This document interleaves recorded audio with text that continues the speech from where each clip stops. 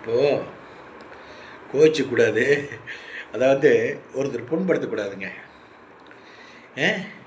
எப்படியோ ஏதோ ஒரு இதாகிட்டு ஒரு கேர்ள்ஸோ ஜென்ஸோ இருந்தாலும் நமக்கு ஒரு கடவுள் ஒரு வேலையை கொடுத்து வெட்டியை கொடுத்து ஒரு இதை கொடுத்துருக்காரு. மறுபடியும் வீட்டில் ஒரு சோகத்தை கொடுத்துருக்காரு. அந்த சோகத்தை கொடுத்தது எதுனால இந்த சோகத்தை கொடுத்துருக்காரு கடவுள்? எனக்கு ஏன் கொடுத்துருக்காரு? இறைவன் படிப்பு கொடுத்தாரு, நல்ல வேலையை கொடுத்தாரு. நேரத்துக்கு எதுவுமே நமக்கு நடக்காமல் போயிடுச்சே. கல்யாணம்னா எனக்கெல்லாம் 21 கல்யாணங்க. ஆமாங்க, 21 கல்யாணங்க. ஒய்ஃபுக்கு 16 வயசுங்க. கல்யாணம் பண்ணி வச்சுட்டாங்க. என்னங்க, கெட் மேரேஜ் பண்ணியாச்சுங்க.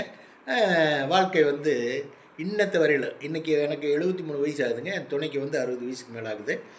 இன்றைக்கும் அந்த புது தம்பதிகள் எப்படி இருப்பாங்க அது மாதிரி தாங்க நாங்கள் இருக்கோம்.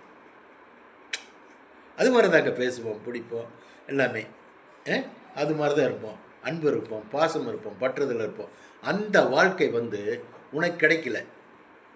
ஏன் கிடைக்கல சொல்லு பார்க்கலாம். நீ யோசனை பண்ணணும். என்னடா வீட்டுக்கு போனால் கதவு திறந்தாச்சுன்னா இந்த மாதிரி கதவு திறந்து கட்டி அணைச்சி முத்தம் கொடுக்குற மாதிரி இருக்கா? இல்லையல்ல. சொல்லு பார்க்கலாம். வரும்போது பாய் சொல்லிவிட்டு வீட்டுக்காரர் பைக்கில் ஸ்டாப் பண்ணுறாரா இல்லை காரில் கொண்டு ட்ராப் பண்ணுறாரா? இதுக்கெல்லாம் கொடுப்பனை வேணும். பாவத்தை செய்யக்கூடாதுங்கிற நான்.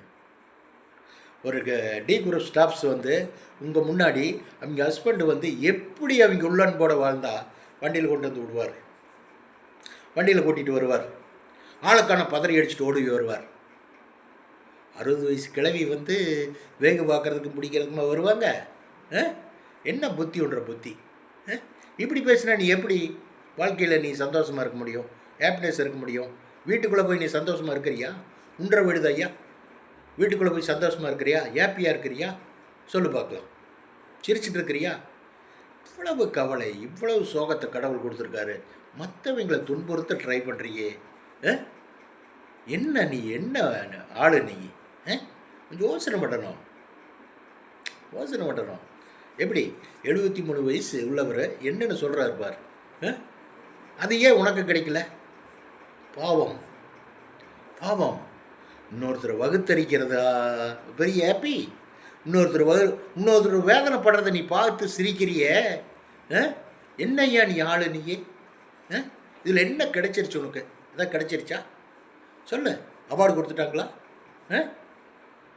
உன்னை நார் அடிக்கிறது பெரிய விஷயம் இல்லைங்கிறாங்க. நார் அடிச்சிருவாங்களாமா. எதுக்கு அந்த ஆள் செஞ்சதை நாமளும் செய்யணும் அப்படின்ட்டு போச்சாதுன்னு விட்டுட்டான்னு சொல்கிறாங்க. அப்படித்தான். இப்படியெல்லாம் செய்யக்கூடாது. யோசனை பண்ணணும். ஏன் நமக்கு இந்த மாதிரி கொடுத்துருக்காரு கடவுளே அப்படின்னு. வச்சுட்டா பாய். யோசனை பண்ணேன்.